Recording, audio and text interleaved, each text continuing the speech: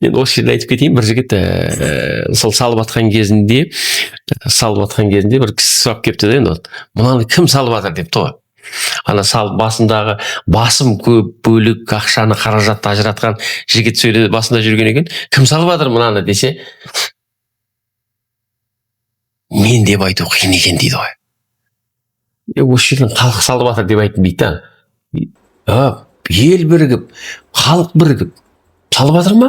Иә, ел халық бірігіп салып жатыр ғой десе, сонда Нұржан аға, мен салып жатырмын дегеннен гөрі халық салып жатыр деген кезінде ана жүрегі елжірейді адамның дейді ғой.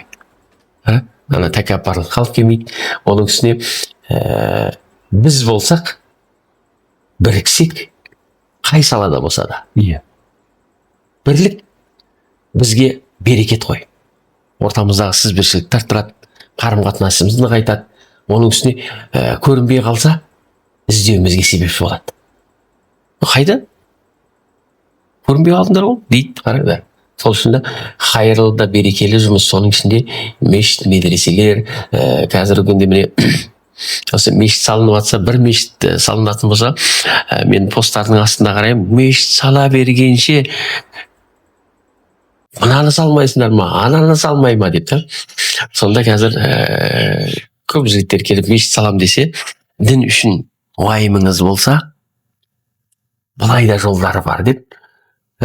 Діннің қызметі тек мешіт салумен емес, медресе салумен емес. Еттің салуға болады, көпір салуға болады. Діннің қызметі Алла разылығы үшін десе, осы елге көмегі тиетін әрбір қайырлы амал алдынан шығады. Сен айтқаныңдай көпір салып жатыр ма? Мен білемін, Ергешбек Нұрлыбай мешітінде біраз жыл істедім, сонда бара жатқан кезінде бір көшеде қараңғы тұрады, светін қойып қояды екен да кісілер үйінің егесі. Сонда баласы айтады екен, әке, сындырып кете береді ғой, несіне қоя бересіз десе, ай балам, адамдар мешітке қатынайды. Таң намазы, құптан намазына баратындар бар, соларға жағып қоямыз. Сындырып тастай береді ғой, сындырса тағы қоя беремін дейді екен да. Сол мешітке қосқан үлесі сол. Бір адамның мешітке келуіне ықпал ету. Мешіт құру бір мәселе. Пайғамбарымыз Мұхаммед алейхиссалам айтады, мешіттің жамағаты оның көркі дейді. Сәулетімен емес, ғимаратының биіктігінде емес, ішіндегі зәулім ғимараттың ішіндегі салынған кілемінде, я оның ішіндегі де емес, оның жамағатында.